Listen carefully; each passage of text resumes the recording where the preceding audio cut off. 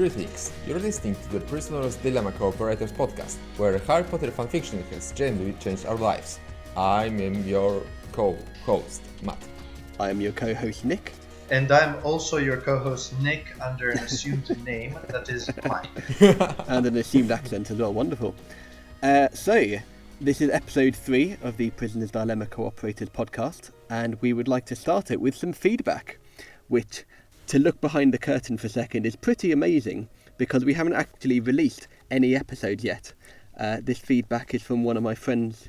Yeah, I was going to make a question about that. How did we get feedback already? Absolutely. I sent a few copies of the first episode out to some friends to listen to it, and I got some feedback from it.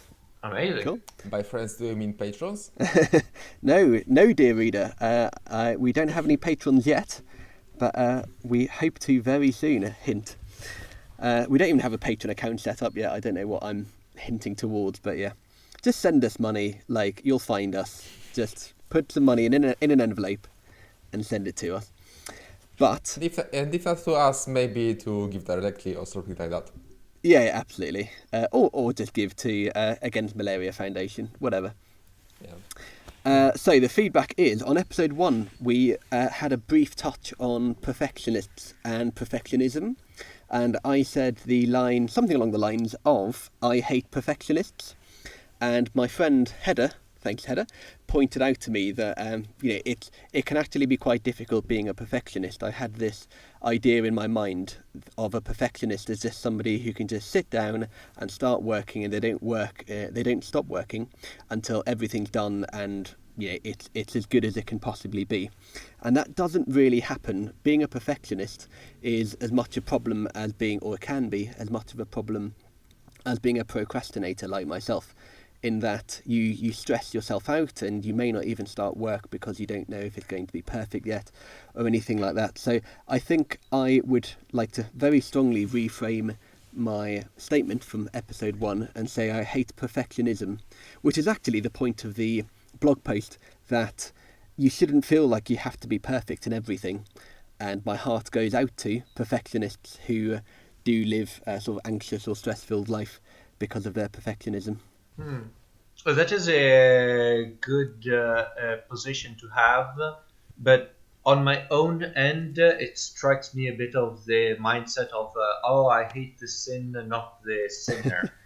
I myself, as Mike, will now say I'm going to say that if I do have strong antipathy towards perfectionists, I also forgive them for being perfectionists. It is something that is irritating to me, but the feedback that your friend has given shows me that it's not actually their fault. Mm-hmm. So it's I would like to frame it the same way that you would see a very old person stuck in traffic that goes at 50 kilometers an hour and behind which you're stuck. Mm-hmm. You know that this old person needs to go slowly because their eyesight is bad, because their reflexes are slow, etc. But if you're late for work, you're still frustrated. Yeah, absolutely. Also, I think that the word hate has significantly different meaning when you say that you hate a person X versus when you say that you hate something else than a person. I guess these two contexts have slightly different connotations, not slightly, very different connotations, and maybe optimally we would use different words for that, but that's not the point of this podcast right now. I if we can talk about it very quickly, I did want to ask, it sounded like you didn't agree with love the sinner, hate the sin, Mike? No, that is true. The jumping off point from this is the latest episode of the podcast, the Bayesian Conspiracy, which does talk about hate, but which also uses as an example in American culture, not in worldwide culture, the fact that many churches, many religious organizations will say things like, I hate the sin, not the sinner, but then will go on to behave in the exact same way as if they hate the sinner. Like forced gay conversion therapy, when they're going to say that, oh, I hate the sin of lust, of perversions, but I do not hate lustful people who are perverted and have sex with people of their own sex. But I'm still going to beat them and torture them to change their sexual orientation. Hate to a certain level is something that people cannot control. As of this moment, February 2021, I feel that it's almost better to acknowledge the hate and explain it head on, what it is that makes you hate someone or some organization, rather than sweep it under the rug. Well, I exactly agree, and also I think that even if you really think and really feel that you hate the sin and not the sinner, it's in the daily life and in real time, it's very hard to keep the two compartmentalized and separated, and you really, when you can think kind of rationally or more rationally, then you may really like act like you hate the sin and not the sinner, but in real time where you need to like act fast and rely more on your system 1 versus system 2, then the two can really usually will get mixed together. And also with reference to hate, I think we should approach hate first just like we tend to approach biases. We do not like shy away from acknowledging that we have biases, and we also should not be afraid to acknowledge that we tend to hate certain things and even certain people. But this doesn't mean that we need to that we need to rely on hate in how we should behave towards the things that we hate. Just like we don't need to be guided by our biases and try to somewhat mitigate them, then in the same way we can also try to mitigate our hate. And also, just hatred is an emotion, and emotions are kind of based on evidence, and they point to some things related to how we perceive the world. And they, even if we don't want to like act on our hate, we can use this hate as a source of information about how we tend to see different things, even if this is not something that is very plainly seen. Is anybody up for doing a series of blog posts called Replacing Hate? Because it sounds like we've got a lot to say about it. Not right now. Although I wanted to say, Matt, that was very excellently put. Bravo. I'd agree. Thanks. Okay, and honestly, if I do write something, it's going to be about confidence. So something completely unrelated to that. We talked about a couple of things in that tangent. The Bayesian Conspiracy, episode 130, Cause of the Hate Revolution, which I'll link in the show notes, and also System 1 and 2, which we'll link in the show notes. Today we are going to discuss two posts from the first part or section of the series, of the Replacing Guilt series, and these are caring about something larger than yourself and you don't get to know what you're fighting for. Nate starts the first of these posts with a summary of the previous post, which is that to address the listless guilt, you have to do 2 steps, and step 0 is to believe that you can care about something, and step 1 is to find something to care about. And to remind you, dear listener, the listless guilt is that vague feeling that one gets after playing video games for 12 hours straight, a guilty feeling that you should be doing something else. So how do you address the listless guilt? Step 0, and believe that you can care about something, because according to Nate Soares, not caring about anything in particular or not knowing what you really care about is the source of this listless guilt. And then after you believe that you can care about something, find something to care about. And that's the first 2 steps towards addressing the listless guilt. And in this post, he assumes that we have already came to believe that we can care about something and we want to find something to care about. And he's going to help us out, hopefully, how to figure out what is the thing that we really care about or want to start caring about. Exactly. So something he opens it with is saying, hopefully you've realised that you actually can care about something. It's a natural thing for humans to do. And this is about how to find what to care about. And some people think, why look for something to care about? I mean, because it's helpful in your everyday life.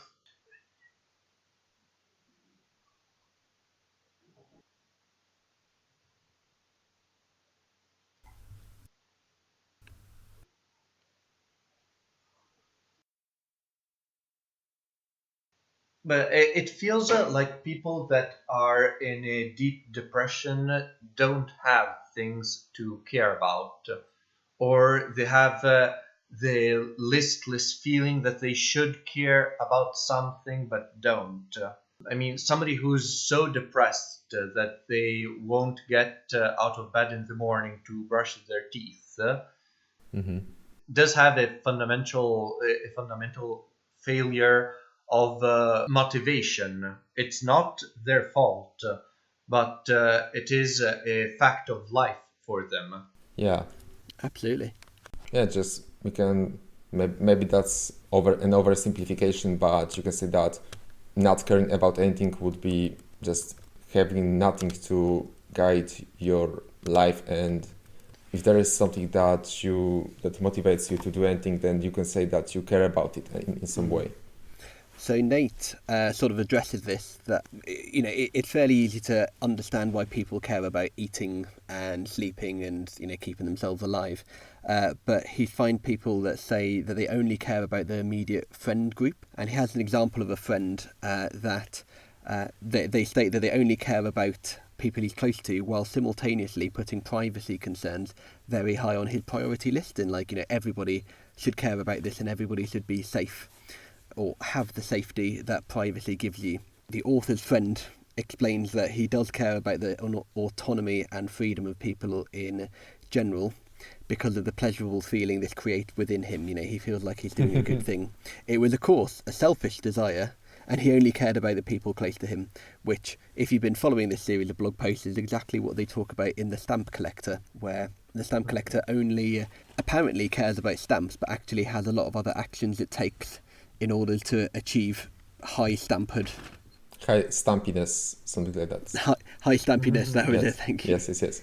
Yeah, I think that, I guess he also mentions it in some part of this series, that we tend to like simple models and we would like the world to be explainable in very simple terms. And this also applies to how we think about our moral intuitions, about our caring, and about what motivates us. And we would like to point to like 2 or 3 specific things and say, this is basically everything that I care about. And when we do some introspection or look from a side on our behavior and what are really the things that we care about or seem to care about or seem to be motivated by, then we discover that it's a much more complicated mess and that our values seem much more complex. We then try to simplify and reduce, but not in a very helpful or healthy way, to few impulses like pleasure, that caring about privacy of people in general gives us pleasure or something like that.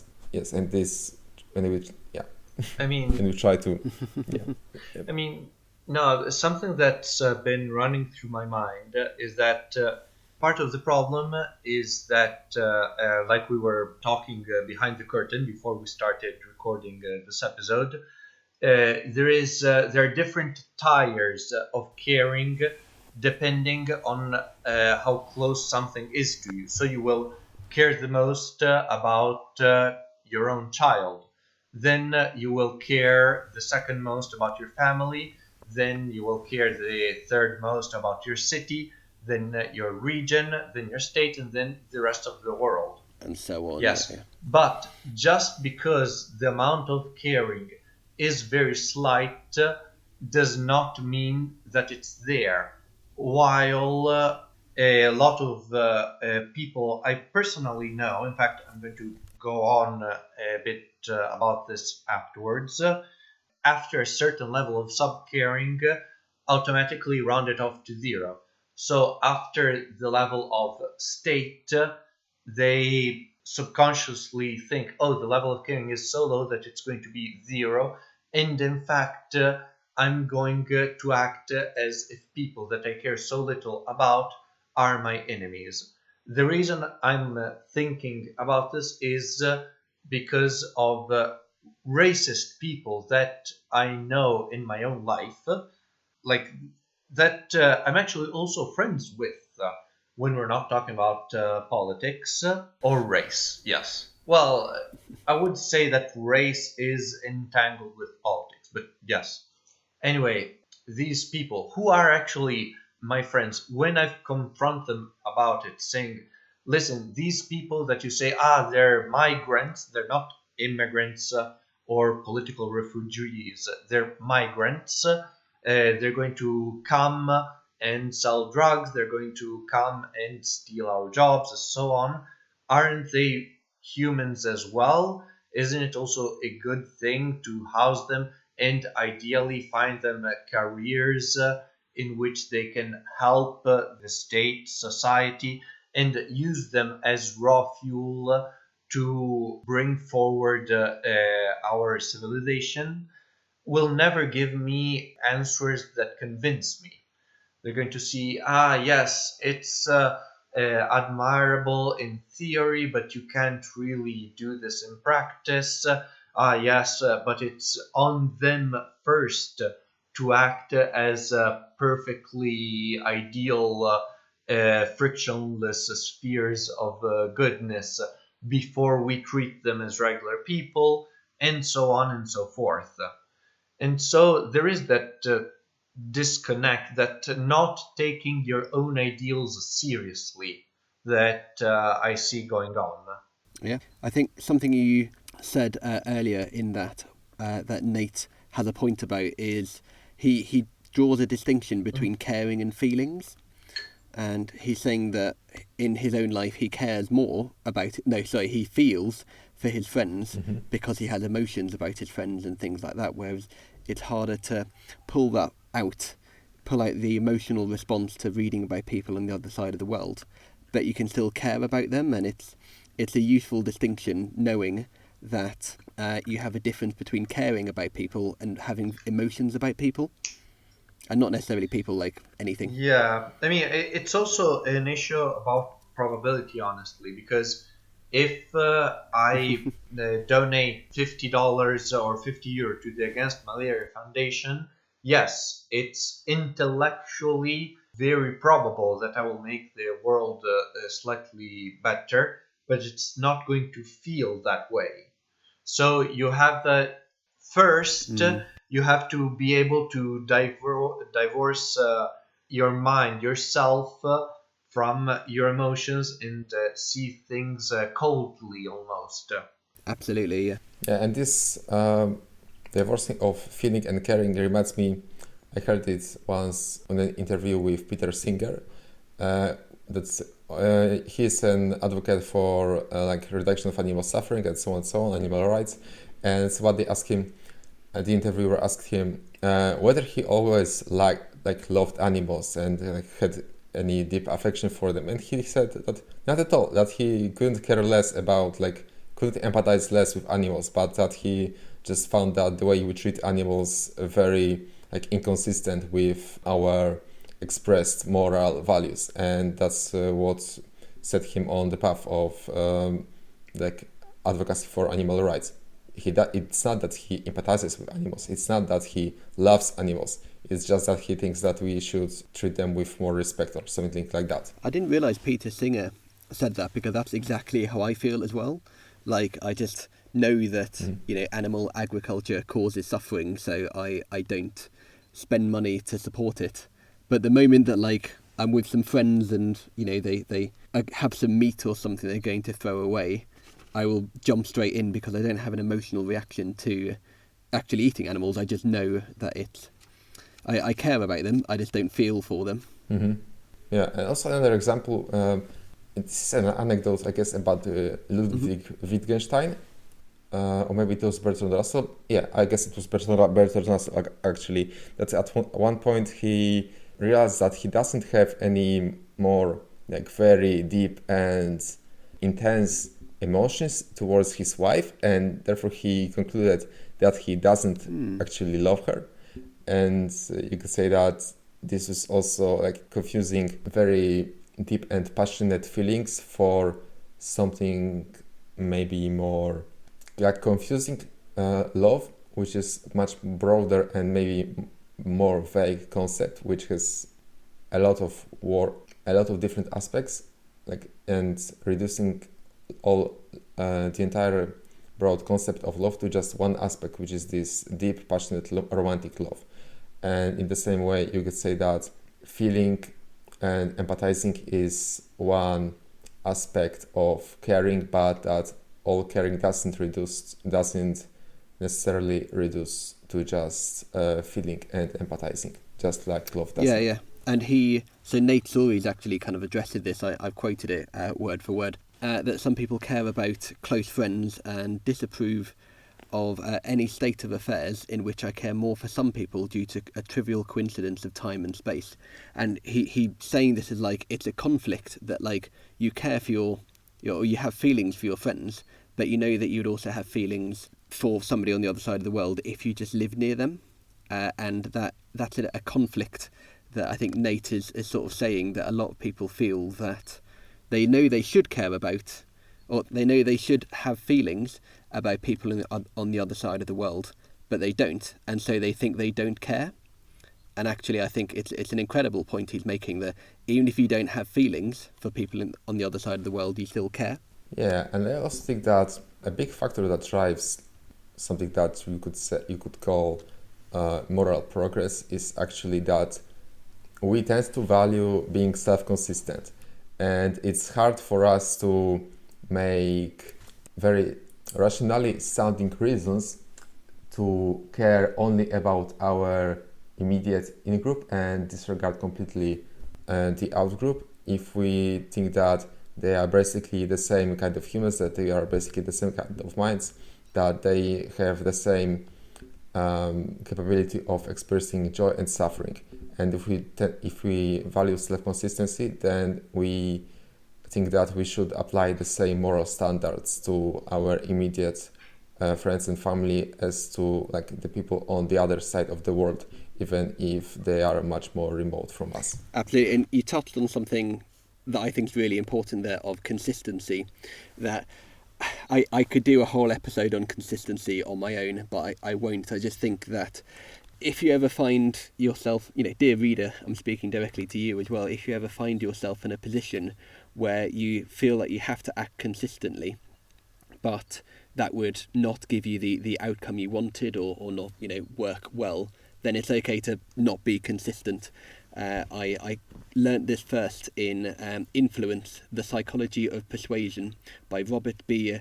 Cialdini, yes. Yeah, thanks. I learnt about that from the Harry Potter fan fiction that we mentioned at the opening of the show, Harry Potter and Methods of Rationality. But yeah, I won't go into too much detail, but it's okay to be inconsistent, and it's probably better to be knowingly inconsistent as long as you're doing it for the right reason. But something that I also believe is quite important, and the reason why before we started recording I was saying I had a vague feeling that this post was a bit preachy almost, is that Nate is only talking about caring in a positive sense, in an altruistic sense, in a sense about caring about people. But it's also possible to care about yourself and to care about ideals which are not human. It's possible to care about wanting to go to Mars, for example, to pick a not fictional example. It's possible to care about wanting to be so successful that almost everybody knows who you are, and so on. And it does feel as if those kinds of caring are more selfish and slightly less praiseworthy. But I contest that. I object to that. I think that there's nothing wrong with caring about something that is also not human. And I'm not saying to not care about humans. I'm saying that you can also care more about things that are not humans and that are not good. I don't know if this makes any sense to you guys. Yeah, this makes sense, but I think that a standard, like maybe utilitarian response to what you just said, would be that even if we care about things that are not inherently human, then we care about them, because eventually they are expected to some benefit in some way us or other humans or maybe other like things that have moral value. Maybe from the utilitarian perspective that would be true, but I think that we tend to care about things even if we knew that they would not benefit anyone in particular, at least on some visceral level. Like for example, from the utilitarian perspective, you would care about like maybe nature or preserving nature or biodiversity and so on and so on, because you value like nature and thriving ecosystems provide some services to humans, and maybe you care about like well-being of other animals. But you knew that if you could increase the well-being of humans or maybe animals while extremely reducing the biodiversity, then you would go for the second option. But in some way this seems right, but also I think like I value nature for much more visceral and aesthetic reasons. This is just maybe human brain is hardwired like to value some things because maybe ultimately in the social environment, in the environment of evolutionary adaptedness, they benefited us directly or indirectly. But right now, these kind of instrumental values got kind of evolutionarily hardwired into our brains, and we tend to value them even we would value them even if they would give us no direct benefits. Nate then goes on to talk about it's an interesting avenue he goes down of talking about like why would you care for humans? They're selfish, careless, tarnished, greedy, and he compares it to animals. And you know, if you're attacked by a homeless man in a alleyway and somebody comes and kicks the homeless man off you, you would feel, you know, justified in that. But if a dog starts barking at you and somebody comes and kicks the dog off you, you would feel very guilty and very bad about the dog, maybe, or maybe not. And I thought his evolutionary point of, you know, we are humans who evolved with other humans, and we evolved to look at humans as plotters and schemers or other competition. But when we look at puppies, none of that social machinery kicks in. And it's just a kind of prompt to, or what I took from it was a prompt to not see humans as humans, but see them as innocent animals full of wonder, exploring an environment they can never fully understand, following the flows of their lives. The point I think Nate is making here is, if you're thinking I should care about humans, and then think but humans are selfish and greedy and everything, you can remind yourself, yes, but like they are actually like as complicated and as stressed and as worried about all the same things that I am, and they act in unusual ways, not because they're evil, but because of very complicated reasons. And just step back and think everybody deserves to be cared for and looked after. If that helps you, if that helps motivate you for caring about the world. So the take-home message is care about humans like you would care about animals, I suppose. So Matt, Mike, I'm wondering if you had any kind of like take-home messages or any summaries that you wanted to share with the reader? I guess, yes. I guess that's more akin to what you just said, that seeing people and also animals through very different filters is often useful. Like you try to look at a person behaving in a certain way and imagine them like as an animal who is just driven by very primal impulses. Imagine them as a robot who just has some stiff and rigid program that they are executing and they are not really thinking about it. Imagine them as a rational agent who thinks that they have good reason for doing the thing they do. Imagine them as like just result of all their past experiences, and like try to see maybe people through very different lenses. And I guess doing it in this way can like sort of broaden your understanding and like help you develop some much better intuitions about why we tend to do things different ways, and learn to also understand the causes of your own behavior. I mean, it also depends how it goes from person to person. There are some people that I can that it's much easier to make that leap of logic and see them as animals blindly thrust into a world they don't understand. However, I don't know. I mean, personally, for me, I don't have that particular brand of empathy for animals as well. So, but that might just be something that is specific to myself. I mean, also, if you care about a cute little kitten, you can care about a cute little baby. It also try not to value the life of an animal above that of a human, like so many people unfortunately do. My summary and my take-home message is actually one I prepared earlier when I was doing the pre-reading for this recording, but it's a quote from Marcus Aurelius, who is a Stoic philosopher. When you wake up in the morning, tell yourself, the people I deal with today will be meddling, ungrateful, arrogant, dishonest, jealous and surly.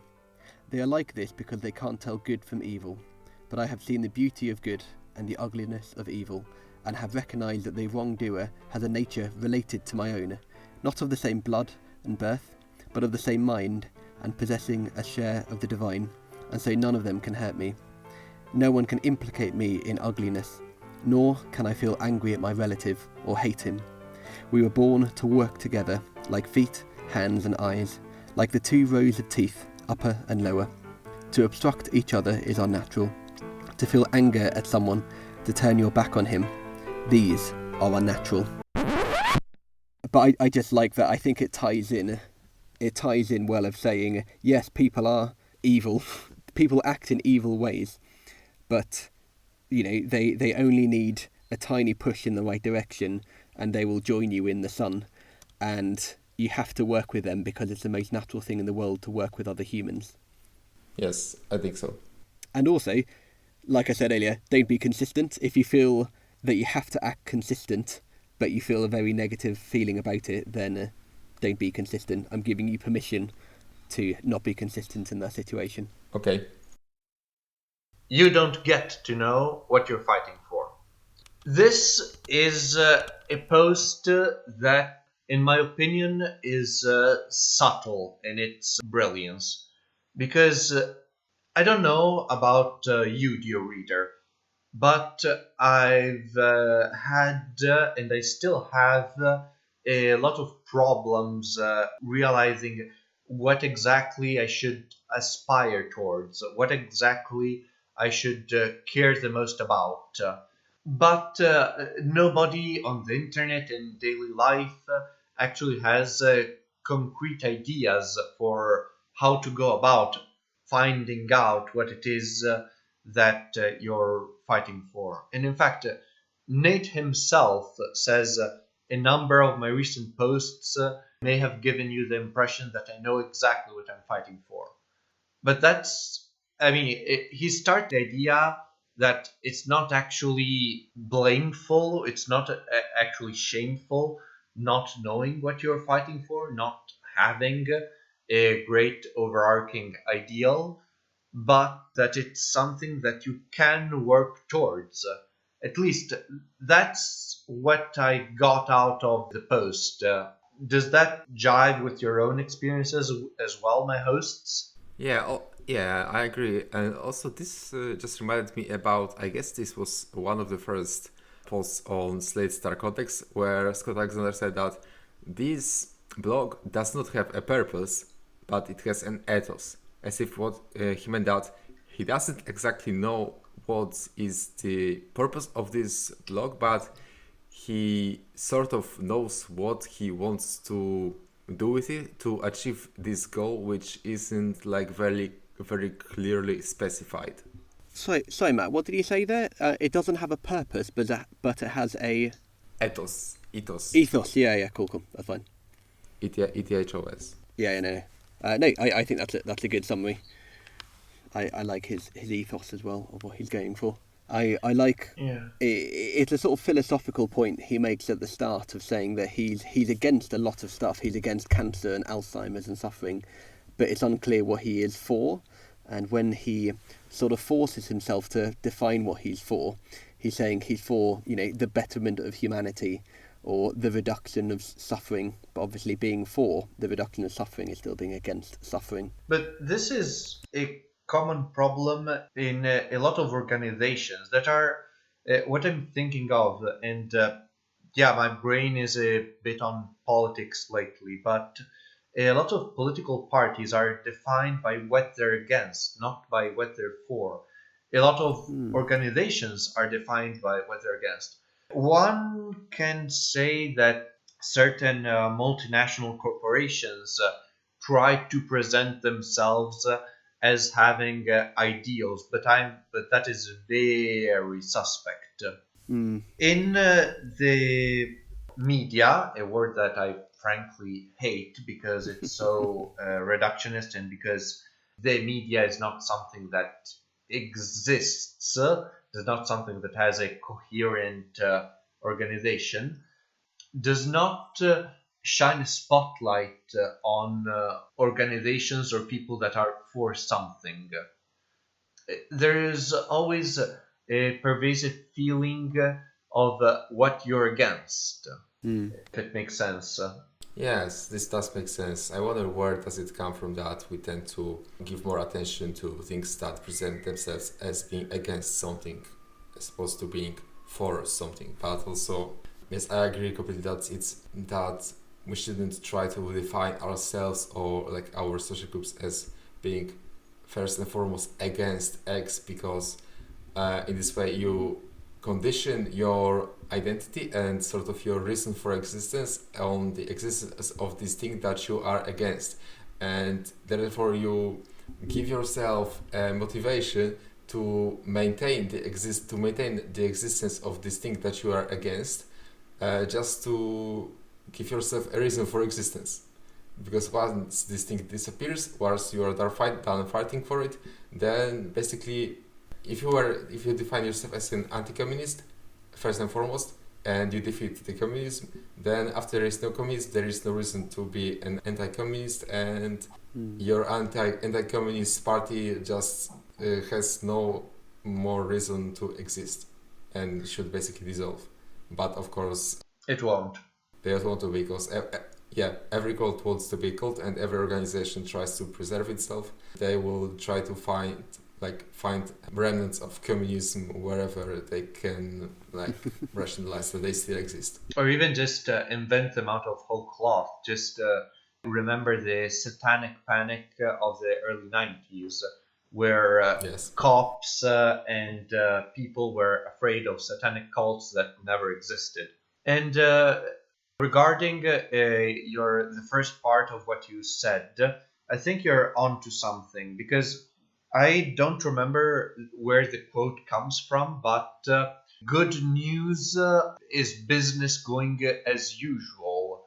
I mean, something that works correctly, that is an advancement of civilization, is taken for granted, while bad news are looked at as aberrations, when neither of those two things are exactly true. Yeah, I think it was Bender in Futurama who said if you do something right, people won't realise you've done anything at all.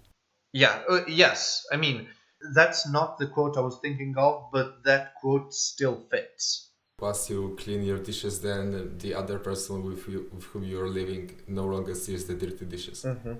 And they will take it because they want to give you thanks because they didn't see it. But also, something that I just now realized.